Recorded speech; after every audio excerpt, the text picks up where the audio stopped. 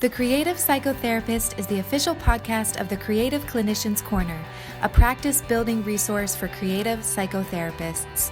TCP Podcast is the cast for creative, expressive, and experiential-focused psychotherapists curious to learn how to design, build, and scale a thriving private practice. Your host, Raina Lombardi, interviews successful therapists about the tools and strategies they have used to develop creative-focused practices.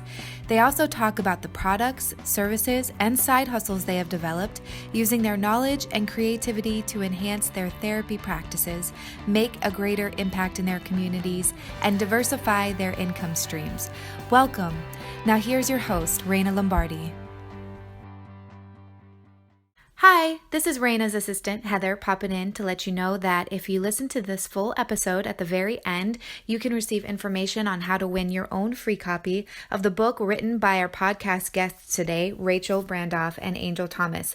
The book is called Quick and Creative Art Projects for Creative Therapists with Very Limited Budgets. So stay tuned to find out how you can win your own copy and get a 20% discount. Enjoy! I'm really excited to have Dr. Rachel Brandoff and Angel Thompson on the show today.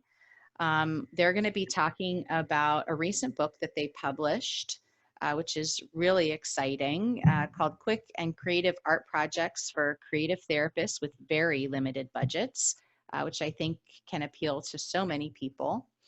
And so I'll share with you a little bit about Dr. Brandoff.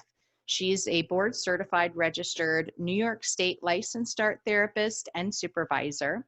She earned a doctorate degree in expressive therapies and a master's in mental health counseling and art therapy from Lesley University, and has experience working in a variety of settings with many populations experiencing trauma and major life changes. In addition to her clinical work, she's also taught psychology, counseling, and art therapy in several undergraduate and graduate programs since 2004. And she's currently the assistant professor and coordinator of art therapy in the Community and Trauma Counseling program at Thomas Jefferson University in Philadelphia. She was a founder and executive director of the Expressive Therapy Summit, an annual professional conference launched in New York City in 2010, and served for a decade as the ethics chair on the board of the New York Art Therapy Association. She's maintained a private practice for over 14 years and provides supervision and consultation to art therapists and related professionals at all stages of their career. And Angel Thompson is an artist, writer, educator, and mother. She has a background in the visual arts, including an integrative arts degree from Penn State University. She is a seasoned arts educator working with families and children of all ages in schools, community centers, and libraries throughout the New York City area. She's been the materials coordinator for the Expressive Therapy Summit in New York City and LA, as well as the Mid-Atlantic Play Therapy Training Institute since their inception. Angel also does freelance writing, grant preparation, curriculum development, and co-authored the book that we're going to be talking about today with Dr. Brandoff. So welcome. I'm really excited to have you both. Thank you. It's good to be here. Awesome. We are honored. Yay. So I guess, is there anything that we didn't cover about the two of you and all of the wonderful things that you're doing? You're both so busy. One of the things that I did recently that I was proud about was I had the opportunity to present at the first International Art Therapy Conference. It was held in London at Queen Mary University, and was a collaboration between the American Art Therapy Association and the British Art Therapy Association, with their goal of really promoting and expanding research in the field of art therapy, both getting a better feel on what is happening out there and inspiring more research to be done. So that was held in July of 2019. And I'm now going to be writing a chapter for a book of conference proceedings written from what came out of that conference. Oh, wow. That sounds really cool and a lot of extra work. It sure is, but one of the things that my colleagues and friends know well about me is that I have a lot of different interests, and I'm very lucky to be at a place in my career where I can afford to give attention to a lot of different projects, including this book. Very cool. And I am getting more interested in various research projects. Excellent. So, how did you guys come about writing the book that you wrote? How did this idea come into reality? Well, the idea started, and maybe Angel, you can speak to this a bit, is the idea for the book was started because it was actually a conference presentation first. I see. Okay. And I think, Angel, you approached me about doing this session together. So as the materials coordinator for the Expressive Therapy Summit, I have volunteers that work under me throughout the session to help deliver supplies and stuff. And I have basically a warehouse room, effectively, of all the supplies that we have for the different presenters. There's over 100 presenters and a lot of different varied, needs for materials. And we try and make sure that we have, a really robust selection of things. And one of the most common questions I had is like, where do you get all this stuff? How is this possible? And a lot of the volunteers, they're students, or they're new within their career as therapists, and they were really seeking, ways to be able to have great projects, but not necessarily having the means from the materials that they felt that they needed.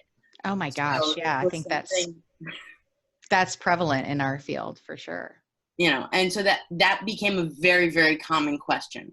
So I approached Rachel and said, we should present on this.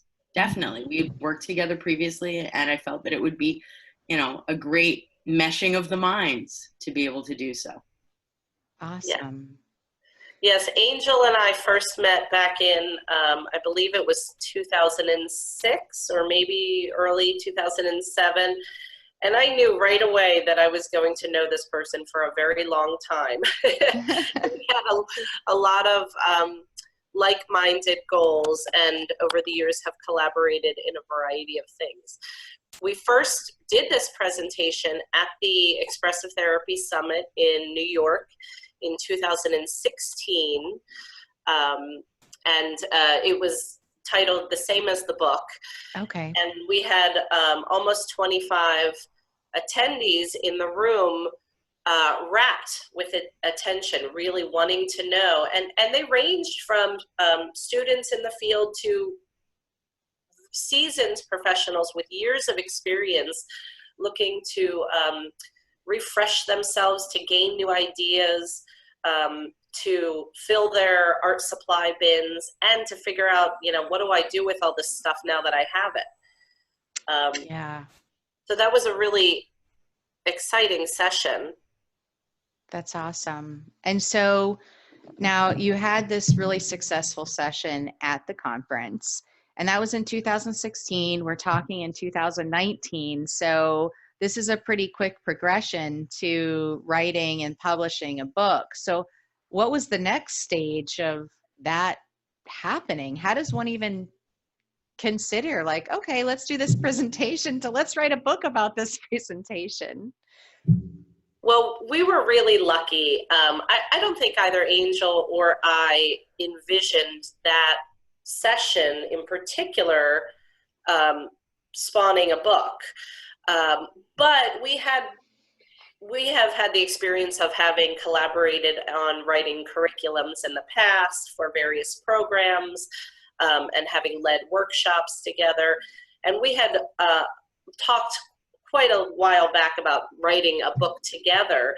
And then it just so happened, very coincidentally, that we were approached by Jessica Kingsley, publisher, and I think this was in early 2017. Mm-hmm.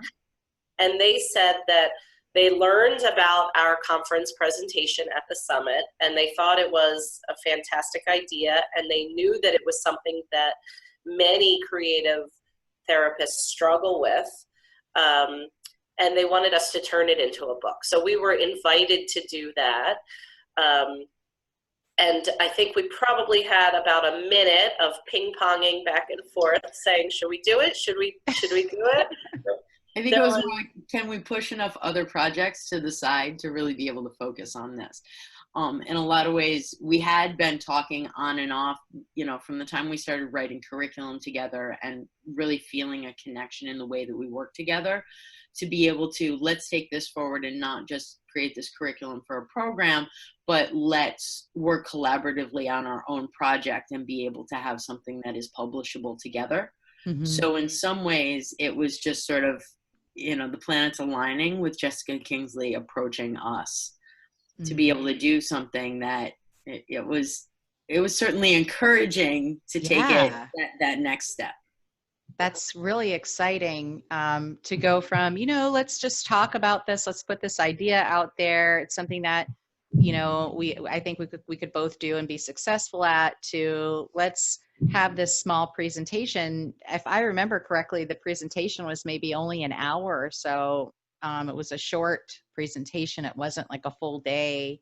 I think it was 90 minutes. 90 minutes. Okay. So it's quite short. And then to have that be recognized by the publishing company itself and then approach you about the project is a really cool transformation, just from the beginning of your conversation, talking about it before the presentation ever happened, and then the presentation and then the book. But I think it really speaks to this idea of, we never know what doors are going to open when we put our ideas out there, and when we make ourselves available to be vulnerable and share about our knowledge with other colleagues. Presenting is often something that many therapists that I talk to are like, I could never do that. I'm terrified. I don't want to be in front of an audience. I don't want to put myself out there like that it can be really intimidating. But obviously, there's also some incredible professional opportunities that can emerge and come out of it if you're willing to overcome that fear and put yourself out there. I agree with you, and I find that I frequently push my supervisees to present at conferences specifically for that reason. I think that there's nothing like teaching something to someone else to solidify what you know and to confirm that you really do have a knowledge base. And I think that that can be valuable, which is not to say that presenting is for everybody, because there's some people that really aren't inclined towards that or don't want to do it.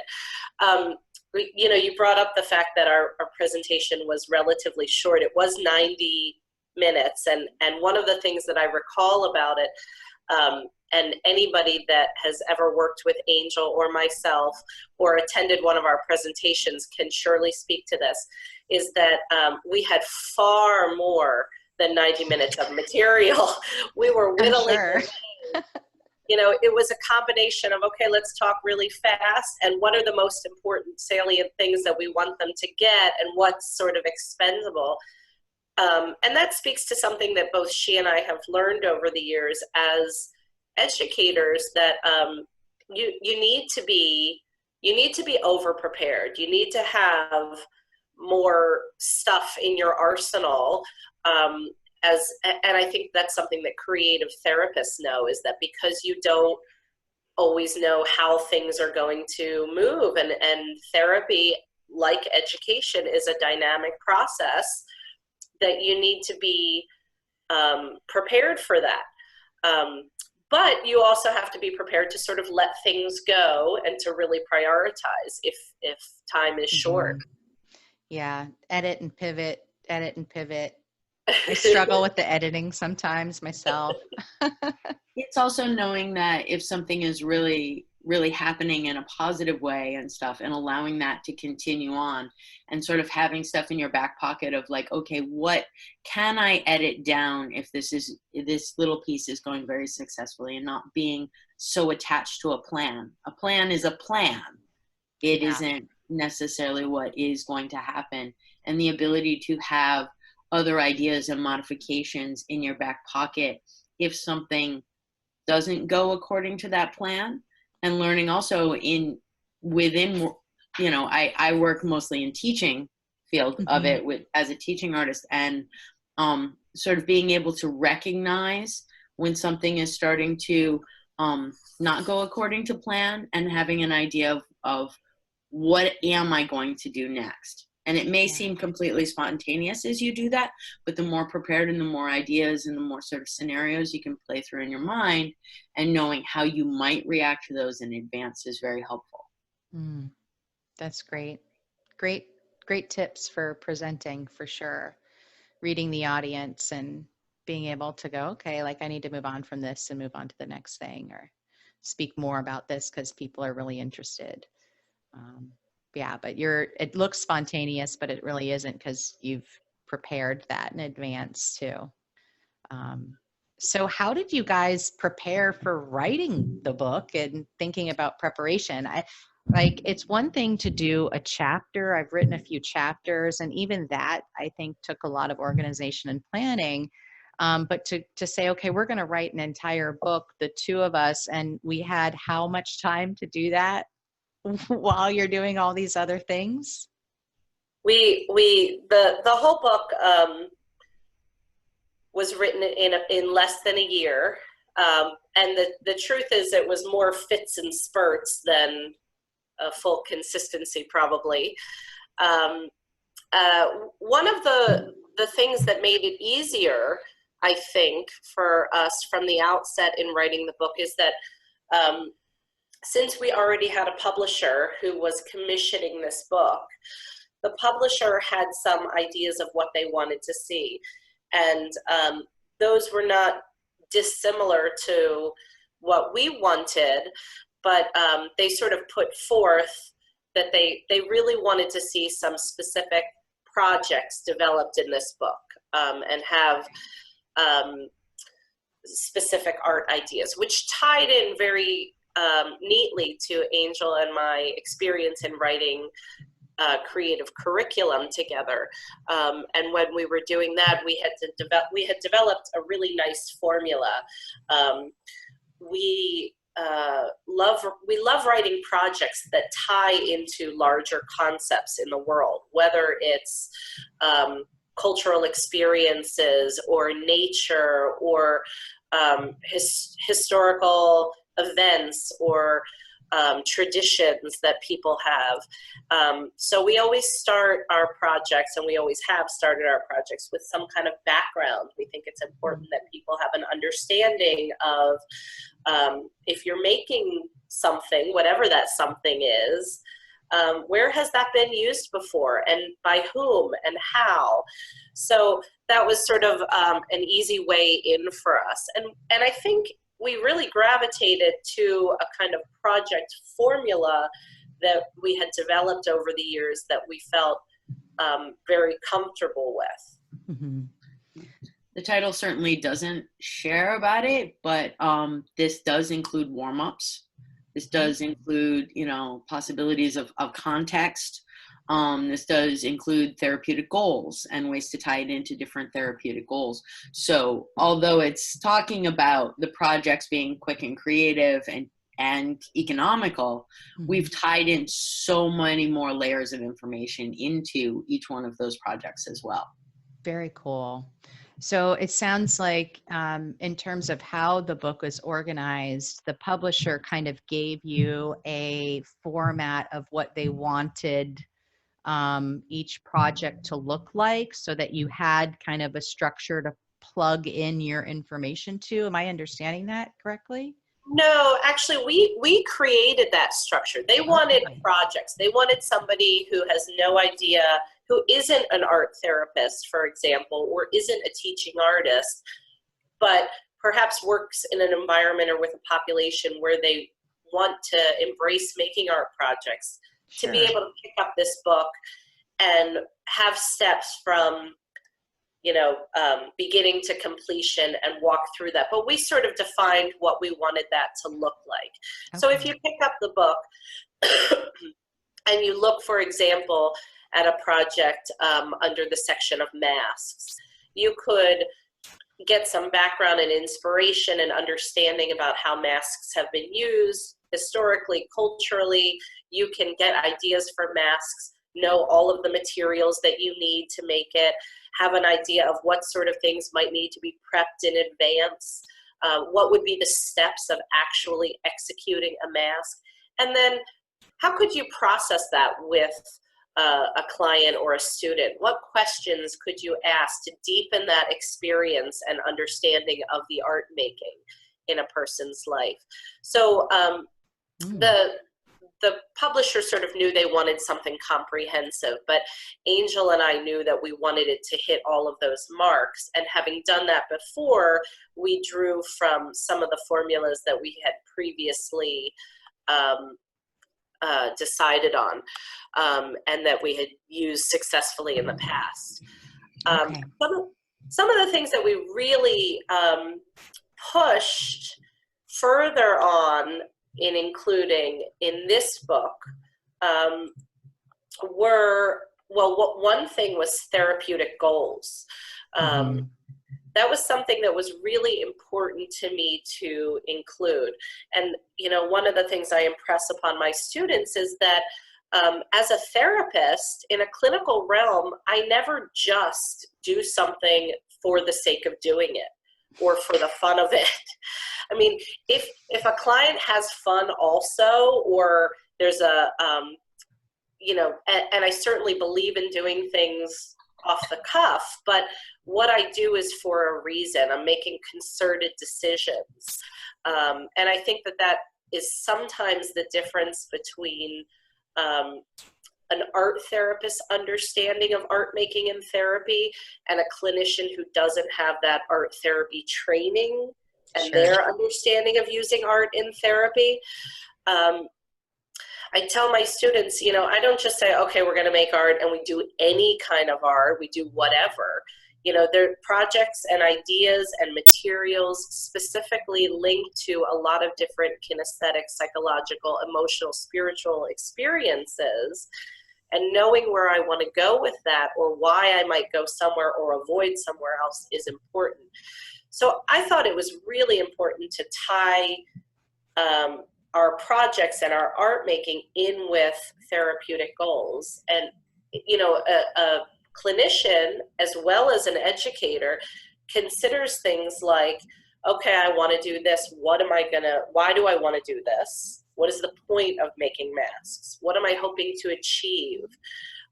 What am I hoping to discover or to reinforce or to process? Even though the mask making itself might be an enjoyable experience, it's usually not just for that purpose. And at one point, the publisher felt that part wasn't really so important. They just wanted to have the art directives. They thought that was more important. And that was something I really pushed back on. I think it's important for clinicians of all kinds, but also for educators to know why they're doing something and to be able to tie that to reasons, especially in our outcomes-oriented world right now, both in healthcare and social services and in education. There's a real need to sort of justify the interventions that we're employing. Absolutely. And the therapeutic goals section really ties into that. This episode of the Creative Psychotherapist podcast is sponsored by Florida Art Therapy Services. Are you at a point in your career where you are ready to become a supervisor? Are you interested in learning how to go deep using mandala art in your work with clients? We are a Florida Chapter 491 board-certified continuing ed provider offering the 12-hour qualified supervisor training for LMHCs, LCSWs and LMFTs on February 28th and 29th, 2020, as well as June 25th and 26th, 2020. We are also hosting art therapist Carol Cox and Amy Bucciarelli to teach their 20-hour Mastering the Meaning of Mandalas course, April 17th through the 19th, 2020. This course is amazing. It will change the lens you use to view artwork in a truly meaningful way. To learn more or sign up to any of our courses, head to www.floridaarttherapyservices.com. So the book itself is actually set up into 3 different sections. We do have the projects, which is sort of what the publisher was hoping for. And I think in some ways that's the framework that they were really hoping. But as Rachel said, we felt that it was really important to be able to tie those back into specific therapeutic goals. So we have, and as a learning tool, the book as a learning tool, being able to connect those things together. Because if all you're looking for is projects, there's an internet out there. There's a how-to, Right. there's a Pinterest, there's many Pinterest fails. There's all of those kinds of things are out there. But how do you really take those amazing projects that are out there, made out of whatever kinds of materials, and bring them into a clinical setting? How do you help a client work through things using art as a vehicle? Mm-hmm. And being able to connect those 2 things together is essential to both of us, I believe. I agree. I mean, it sounds like you really considered the how to integrate some of the theoretical applications of why we're doing therapy and the purpose of doing therapy, and making sure that that was really conveyed in how you structured each intervention, which I think is very helpful for people, because I think a lot of people struggle with that piece. There were some other things that we thought were important to put in there too that are also not reflected in the title, but in some ways are very important and relevant and sort of hot topics now in education and human service professions. Things like equality and cultural awareness and cultural appropriation, which are certainly important, and there's tons of people out there that are talking about that and expressing opinions, Mm-hmm. but are things that clinicians and educators really need to navigate and address. So we thought those were important pieces to include in. When you're making an art project and you're drawing on an idea that was significant in a culture, does that warrant cultural appropriation? Does that mean that project is off limits to you? Why or why not? And how do you approach that? I had a Big really questions. poignant, absolutely. And we thought those were important to include in there. They've come up for us, and we imagine that they've come up for other people as well. Mm-hmm. For sure. Certainly the question between appropriation and appreciation, and how are you able to sort of draw from a project without, being, appropriating it, and, Mm-hmm. and saying that it is of our own, though the artwork that is, made is of our own, and how do those things tie together, and making sure that it's all done in a very respectful way. Right. Yeah. I think that's the key. The key term there is, how do we do so with respect and not disrespecting the culture from which we're pulling ideas from. Respect and reverence, Mm-hmm. oftentimes. Yeah.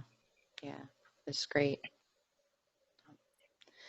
So if somebody were to buy your book, open up your book, and you said it's set up in 3 sections, what are the 3 different sections? Like, are they like different groups of projects, or like concepts related to this, or strategies for how to create your own projects with limited means?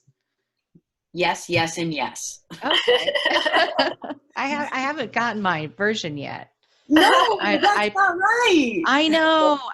It's terrible. It's on my agenda, and I figure when I'm at the summit, I will be buying one, and then you can autograph my copy.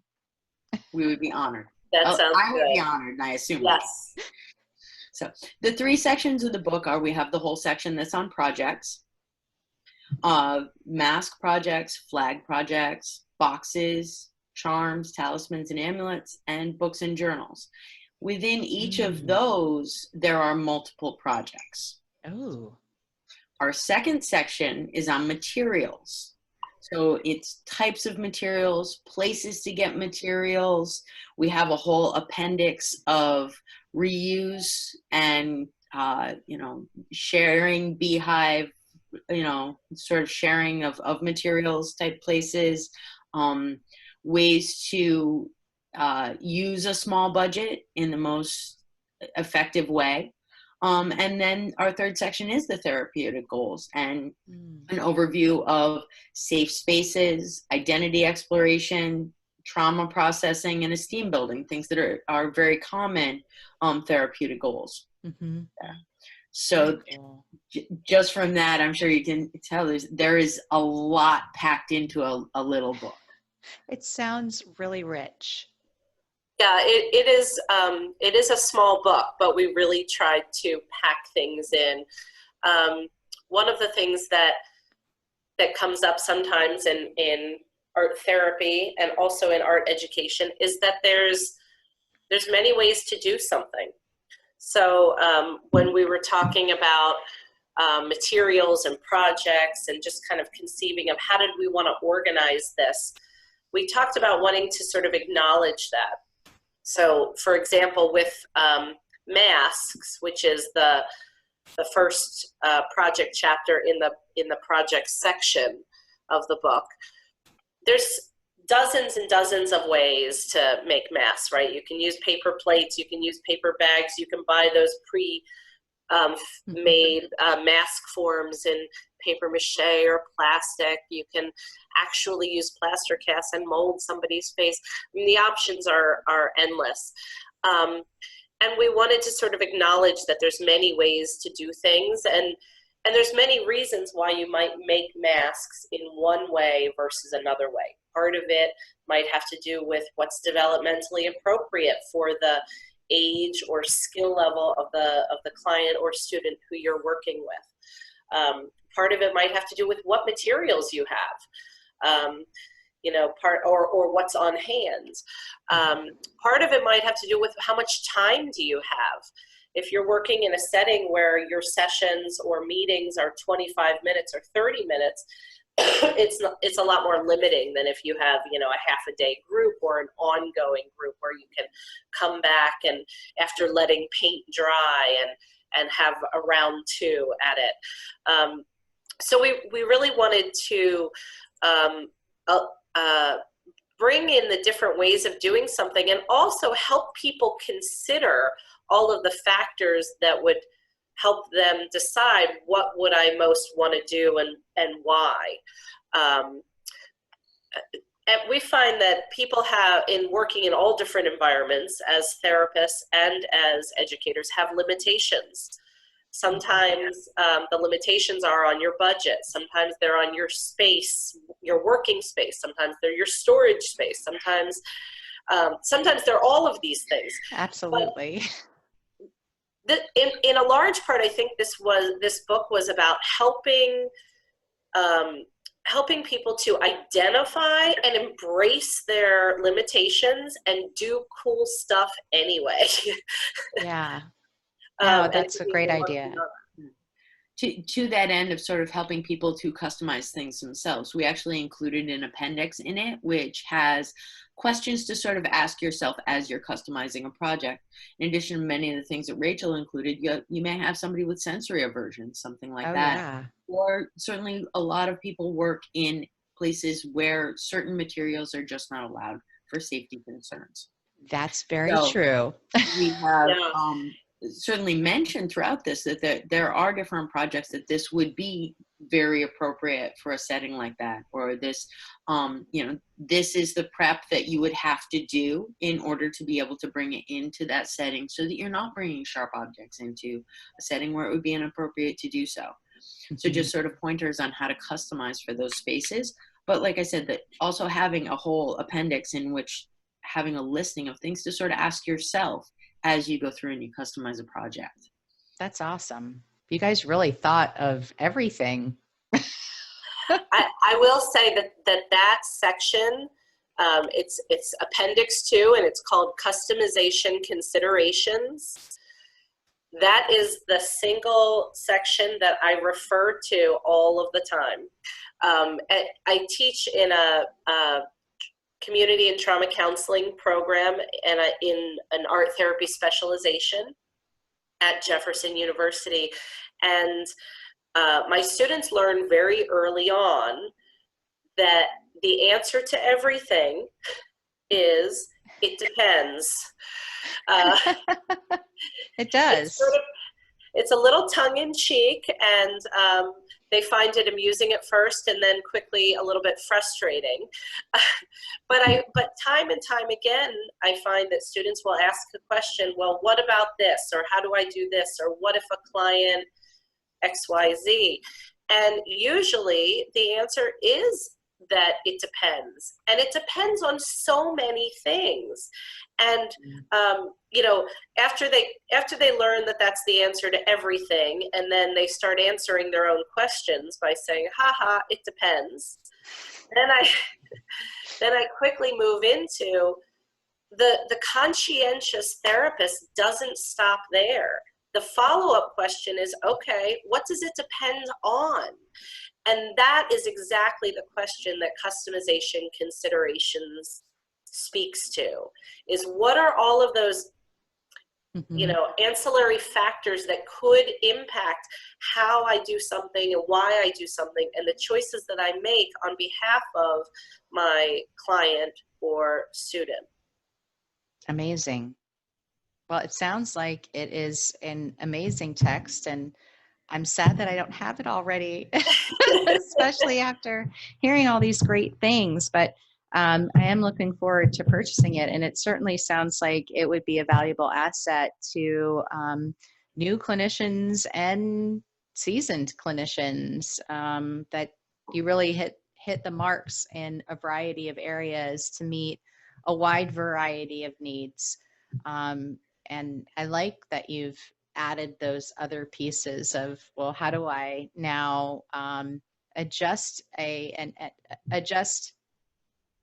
project to meet the needs of a different client, and why and when, in addition to, well, where do I find all these materials at low costs, or how can I be more economic in how I'm acquiring materials for my programs and for the agencies that I'm working in. I think most of us art therapists are working with very limited budgets. It's rare to be like, oh yeah, buy whatever you need. The money is no option, which is exciting when it happens, but it's very rare. And so we're always trying to make the most with what we have. So having a text that can provide some guidance on that is wonderful. One of the things, thank you for that, by the way. You're welcome. And one of the things that I want to mention also is that I have been in the situation, the very fortunate situation, where I have worked in places that have had a virtually unlimited budget and storage space. And even though that is a beautiful luxury to have, and I'm not going to say I haven't enjoyed it, because I have. I think that one of the things that Angel and I also considered is that, and that is important to us, is that even when you have an unlimited budget, we are very waste conscious and also frugal, sort of by nature. And there's a lot of great benefit in helping, in considering that with clients. even when you have a client who can benefit greatly from new or very special art materials that might be expensive, clients are often waste conscious and having limited budgets. And there's a lot of metaphor to their lives in having to make do with what they have. I have found repeatedly that the use of recycled materials or found objects in art can give great metaphoric value to clients who themselves have felt discarded or unnecessary, or who have needed to reinvent or repurpose themselves after major life trauma. So I think that Angel and I have both been in this situation where even when, you know, the budget is there, we are looking to go deeper into how we source materials and use materials, just because that ties in with our own personal values. Is that fair to say, Angel? I would agree with that. I think also using materials that are sort of seen as elite or special can make someone feel really special, but they also have the risk of feeling it very intimidating. Oh yeah, absolutely. You know, and can I use that? And am I allowed? And can I be free on those kinds of materials? And I think integrating in different things, especially very common things, it makes it feel more accessible in some ways, not for everyone, but certainly for some.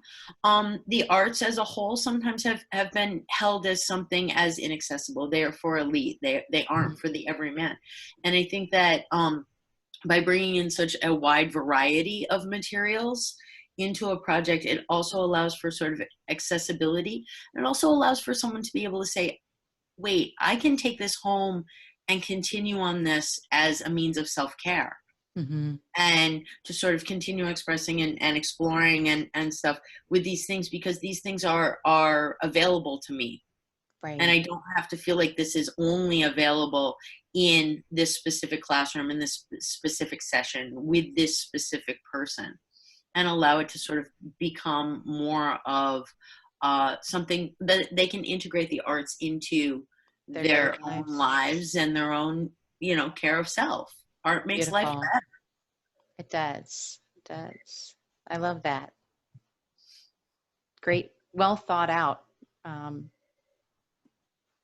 Well thought out, for sure. So if people were considering, like, you know what, I think I want to write a book and I want to collaborate with somebody else in writing a book because the project seems too daunting on one's own, what would be some basic steps that one would need to take in order to really organize themselves to get from the idea of the book to actually completing the book? That is a very good question. Well, the first thing I would say is you have to really want to do it, and not just in a sort of I'd love to be an author kind of way, but you got to want to sit down and write. You got to enjoy that process to some degree. Otherwise, it can be really painful. There's a lot of back and forth. There's a lot of editing.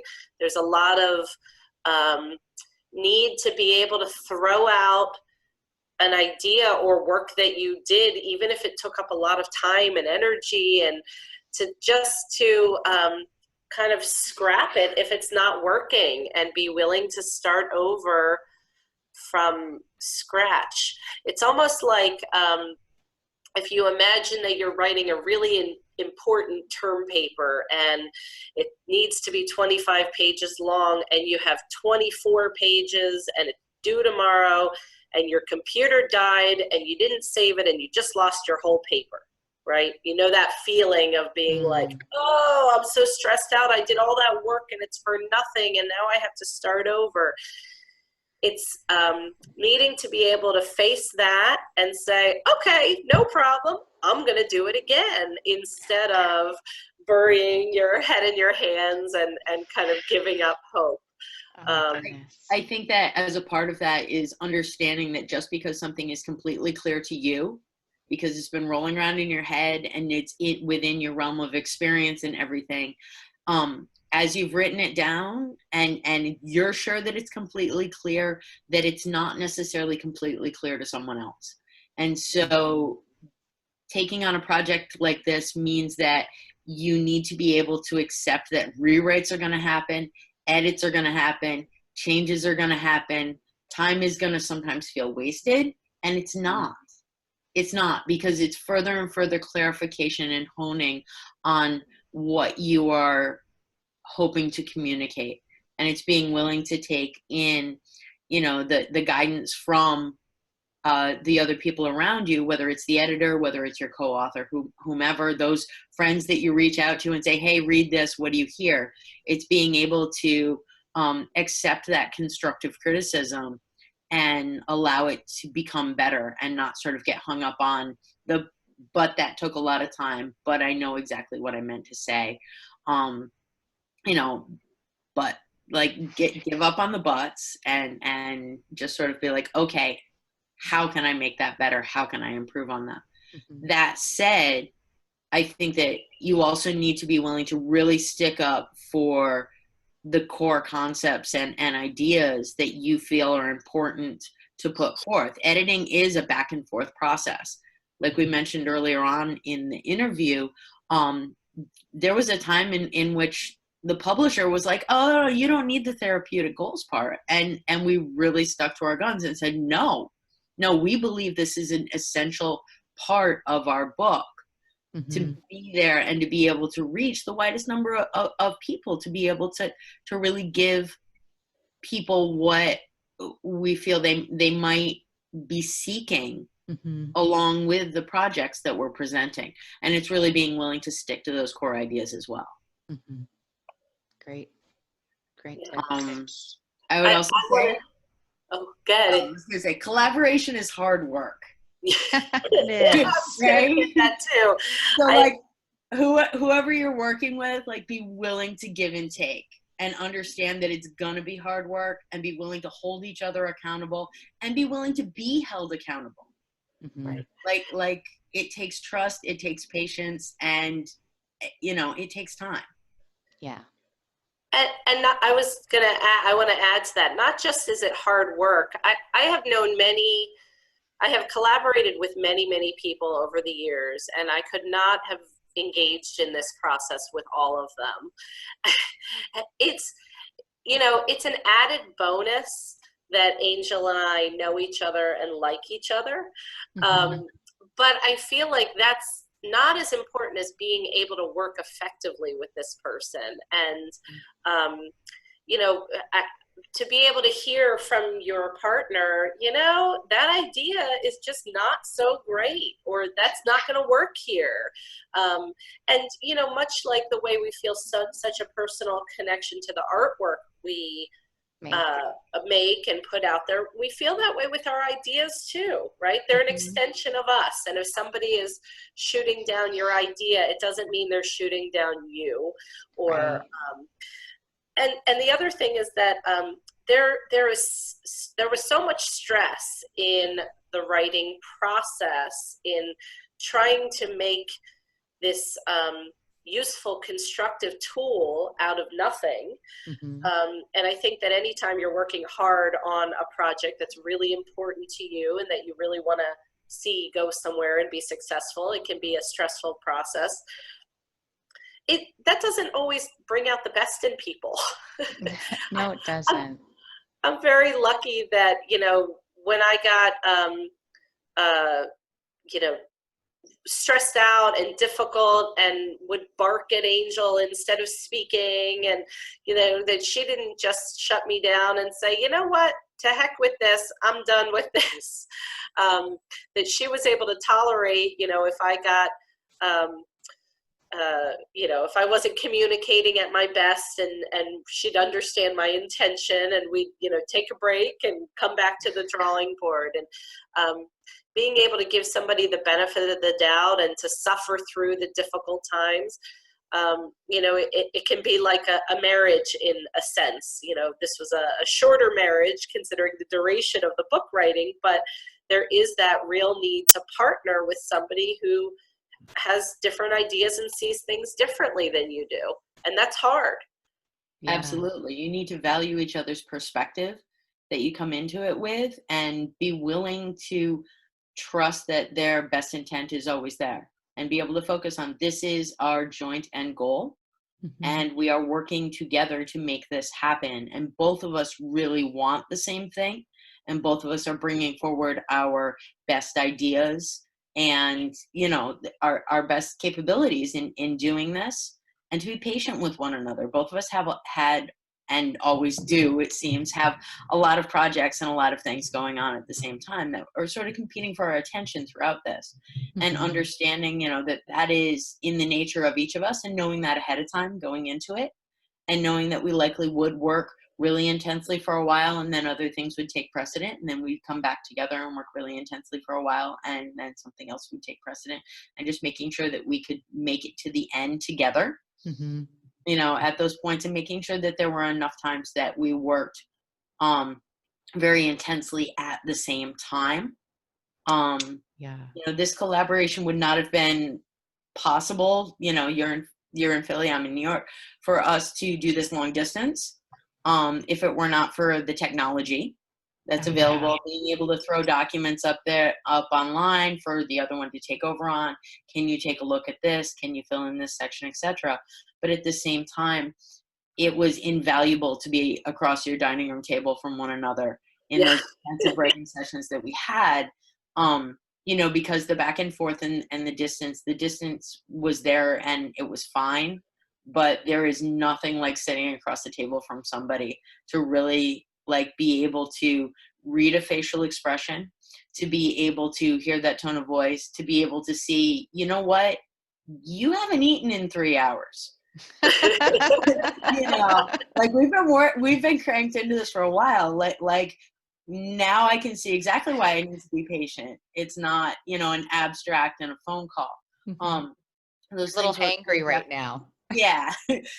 but understanding and always accepting that and trusting that somebody's best intentions are in it, and that they are putting forth their very best. And to be able to also challenge each other to put forth a little bit more when we feel like a little like, oh, that's it, I can't do it anymore. It's like, come on, you got this. So pep talks abounded as well. Mm-hmm. Absolutely. It sounds like you guys collaborated very well, and it's very intimate. Like, in hearing you talk about the process, it's very intimate.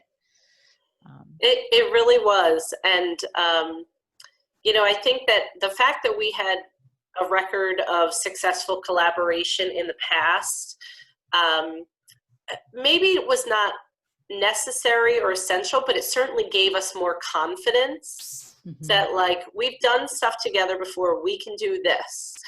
And that's a great thing, but you're not always going to have that with somebody you're starting a new collaboration with. So collaborating on small projects before big ones might be a good sort of stepping stone to, trying something out. If you're thinking of writing a book with somebody, before diving into that, 400-page volume, maybe write an article and see how that goes. No, that's really great advice. I'm sorry. No, I said that's really great advice. Go ahead, Angel. So I would say also be sure to look at more than just somebody's credentials. Because yes, very definitely when Rachel and I are coming together to write this, we each bring in our individual skill sets. Sure. And you want to be able to bring in, if you're collaborating, complementary skill sets together. But you need to look at more than just what it's going to look like to the publisher or to the reader in regards to the collaboration, and really look at yourselves as people and how you will work together as a team. Because just because those two things look good side by side doesn't mean you're going to work well side by side. Absolutely. Great advice. Wow.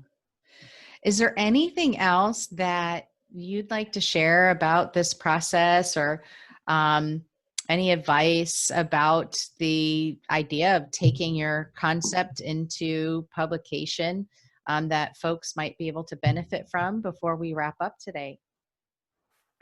There's two thoughts that I'm having. One is that certainly being able to leverage efforts in multiple directions or reap the benefit of the work you're doing in multiple directions, I think is important and useful, especially in this world where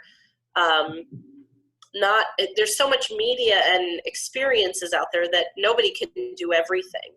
Right. So, one of the nice things, we are presenting a version of our original workshop this year at the Expressive Therapy Summit in New York for the third time. So the original workshop was in 2016 and we presented in 2018 and are presenting in 2019.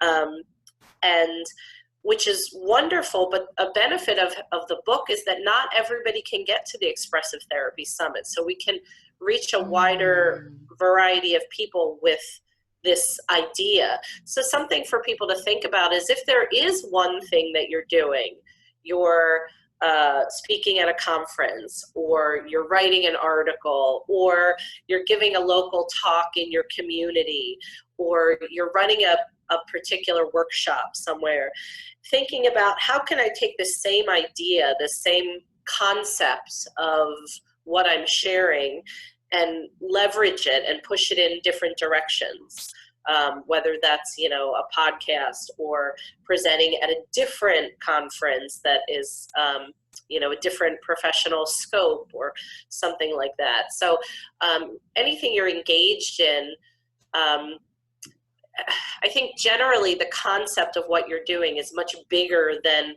the initial vehicle. So in this case, the concept being this workshop on quick and creative art projects for creative therapists with no budget. And the vehicle was the summit, but thinking broader than that sort of led us to doing a book on the same topic.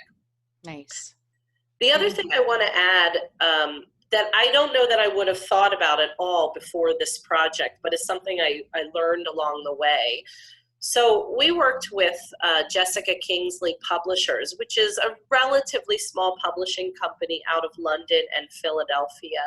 And we didn't have to go through the experience of shopping our project around to different publishers because of the way the publisher came to us.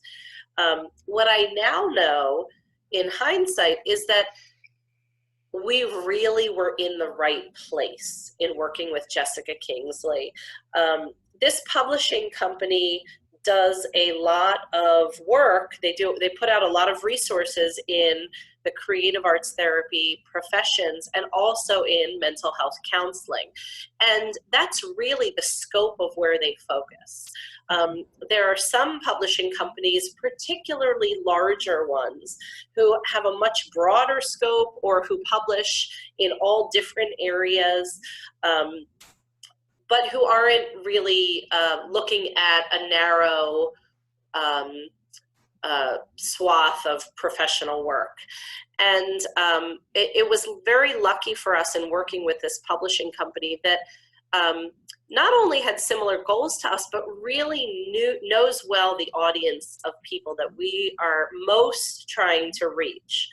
Well, I think that the book is written in a way where a lot of different people could get ideas and benefit out of it. A parent working with their child who's not in a helping profession might still glean something from this book. But we were really targeting creative arts therapists, mental health counselors, social workers, art educators, people in helping professions who needed some resources like this. And Jessica Kingsley Publishers knows that audience well, partly because they publish specifically for that domain, partly because they go to and attend professional conferences and they talk with professionals out there to understand what are the needs of this group. And so what ended up happening kind of organically for us is that I feel like our project was really in the right place in terms of the publisher we worked with. I didn't know that going into it, but now that I have some other projects in the works that I'm working on, it's something that I'm really thinking concertedly about, is where is the right place for me to put this body of work in terms of getting it in front of the people who most need it and who can most benefit from it. Right. It's who's your target market and what third party is really place themselves in center stage of that target market. And I think that's what you're speaking to. Absolutely. And publishing company in this day and age of self-publishing, which does benefit a lot of people, I think that we don't understand always that publishing companies do a lot of work to understand the market and position themselves in front of that. Excellent. Did you want to say something too, Angel? No, I was just going to add, when she was referring to sort of reaching out to different places, that in education speak, it's cross-curricular connections. It was a term that came often. So, but just that being able to be in sort of see it as a presentation, see it as a book, see it as an article, and allowing a sort of common strain to go through your works is like, you know, in the educational field would be a cross-curricular connection in things, and having a core idea and not being so attached to the vehicle of how you communicate those things, but being you know, being able to see how that idea can be effectively communicated on many different levels through many different mediums. Thanks for grounding that in that term. I think it makes a lot of sense. I can see it now. Like it may help me visualize the concept. So excellent. If people were to want to reach out to you to find your book, to find, you know, more information about you and the work that you do, how could they go about finding all of those things? Maybe let's start with where can people find the book, first of all? All over the place. Well, certainly you can find it on Amazon. Yeah. You can find it at some professional conferences. I know the Expressive Therapy Summit has them, as does the Mid-Atlantic Play Therapy Conference. The International Art Therapy Conference had them. And then there's a variety of smaller booksellers online also that do carry them if people are more inclined to shop smaller sellers than Amazon. And you can also get it off of the Jessica Kingsley Publishers website. Okay. So we'll make sure to add the links. I'll add the links to the Jessica Kingsley and Amazon in the show notes for the podcast. And where can people contact you and find more information about each of you? Angel, we'll start with you. I'm not as so out there in the world, I guess, as Rachel is as a teaching artist. I'm not so out there as well, but I'm fine with sharing what my email address. I'm at artmamasays@gmail.com. Art Mama Says, ArtMamaSays@gmail.com. That is. And do you still do a blog? That is unfortunately one of those things that has sort of, it's still out there. You know, it has some projects on it and stuff, but it's something that I have not, you know, it's a project. It's a project of love. You know, and some of the focus and love and time and energy for writing has gone into other things like this book. So no problem. I just thought, you know, if it was still out there, it would be a good opportunity to share it too. Thank you. If I have other projects and places and stuff, I'll certainly contact you and you can add them to Buy Notes. Awesome. Thank you. Thank you. And Rachel, how about you? I'm happy to share my email address. It's Rachel, Rachel, Brandoff, Brandoff, all one word, my first and last name, @gmail.com. And if people want to learn more about the work that I'm doing now, or the art therapy program that I run at Jefferson, you can look at the Thomas Jefferson University website, which is jefferson.edu, and learn more about the program that I run. We have a master's art therapy specialization within our trauma counseling program. And we also have a postmaster's art therapy certificate, which is geared towards professionals who have a master's degree in a related profession, such as counseling, social work, marriage and family therapy, psychology, who are interested in becoming art therapists. And we have a 30-credit certificate program plus internship to guide people towards a national art therapy credential. Cool. Also, one of the things I do is through the Jefferson Trauma Education Network, I frequently give art therapy workshops to the community, which are not specifically on the topic of this book, but certainly pertain to the issue of bringing art and visual art making into a therapeutic realm. And if people are interested in learning more about those events, some of which are free and open to the public and held in the greater Philadelphia area, they can learn about that on the Thomas Jefferson University website under the J10. It's called Jefferson Trauma Education Network. Okay, awesome. Awesome. Jefferson Trauma Education Network, JTEN. Yes. Cool. And Angel and I, we're excited to be presenting at the Expressive Therapy Summit, but both of us have presented at various other events and conferences locally and nationally, and we would be open to coming and doing an invited presentation at a conference, or if there's any listeners who have an organization or a venue where they would like to have us come in and present on this topic, we'd be happy to talk about that as well. Very cool. Definitely. Awesome. I didn't realize that you guys did that, but that's a great thing to do. Very cool. Well, I am super grateful for our conversation today. I know I learned a lot, and I hope that the listeners find what you all had to say very valuable and helpful in their practice. And certainly, hopefully, they're just as excited to pick up this book and add that to their resource library as I am. And so thank you so much for joining me today.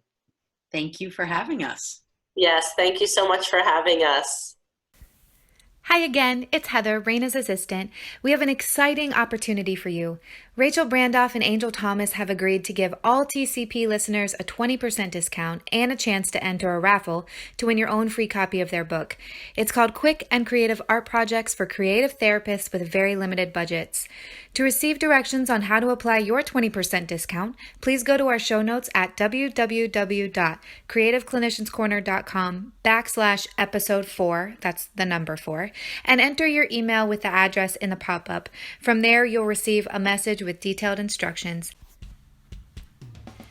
Thanks for listening to this episode of The Creative Psychotherapist. If you like what you heard, please rate, review, and subscribe wherever you listen to your favorite podcasts. For show notes, downloads, and additional resources, head over to the website at www.creativeclinicianscorner.com.